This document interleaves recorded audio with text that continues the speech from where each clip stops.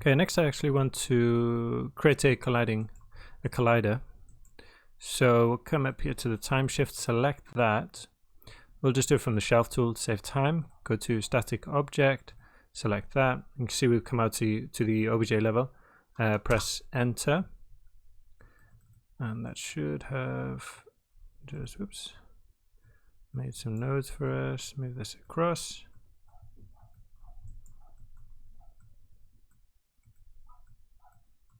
I know this is a static object, but you know, it's just a simple change. So we got just the polygons there, and then here a VDB, but we will need more resolution than that. So we'll come in here, go to volume, delete this, and set this to, so 008 looks good enough. Okay, and this will be sourced into our simulation. So go back to the first frame, otherwise, you know, it will try to sim up to here.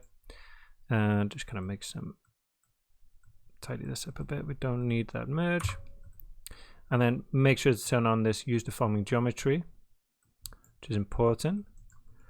Okay, and then this will be all set up for us, volume sample, and it's picking up that VDB there. And this is picking up the attribute creates there. Okay, I don't know why they have an attribute creates dot path, but it doesn't matter. It should work either way. This simulation probably still won't look that interesting. We don't have any forces acting on the geometry, but we should see the points actually moving now, so they're, you know, they're colliding correctly with the horse, so that's fine. So let's go back and add some simple forces to this. Okay, so we'll add some wind to this. So, you know, I want this kind of moving in the Z direction, so it's like the horse is running. So I'll set this to minus 1.5. Let's just watch that.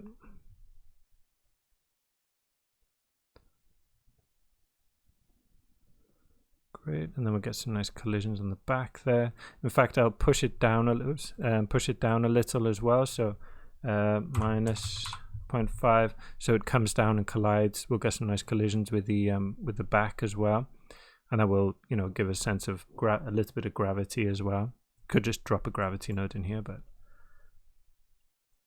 that's okay. Great, and then I just want to pop drag as well.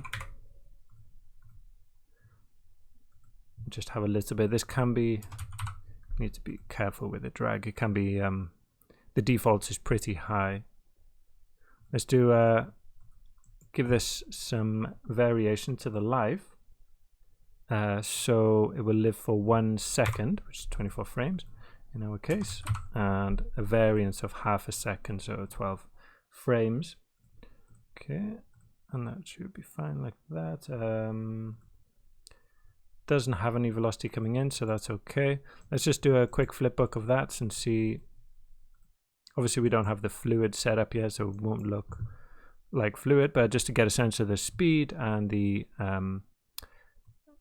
the life, so the length of the point. So let's just, I don't know, let's do like 100 frames.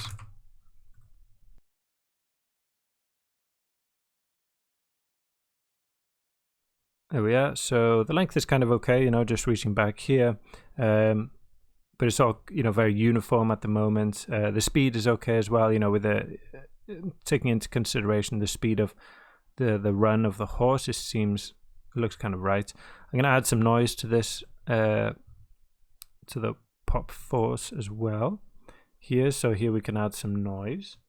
I reckon 0.75. Swirl size, I'm going to do 0.3. Okay, and then do another flipbook.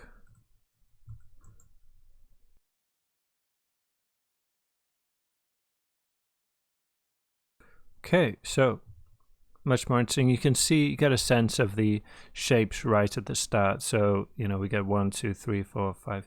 like 6 kind of waves along the length of the main. So it's a good sense of the scale there. You know, once it's full, it's kind of hard to see with, you know, the viewport shading of the points. But, you know, it doesn't look ridiculous. You know, we don't see kind of points going back and forward over the top. It kind of looks all right. And then when we bring in the pop fluid, we'll see points holding together, and we'll get some nice kind of tendrils and that kind of cellular pattern, which looks really nice. We are seeing a little bit of kind of stepping there. We'll add some sub steps later on, which will help that out. But yeah, once we get the pop fluid going, it's going to look really cool.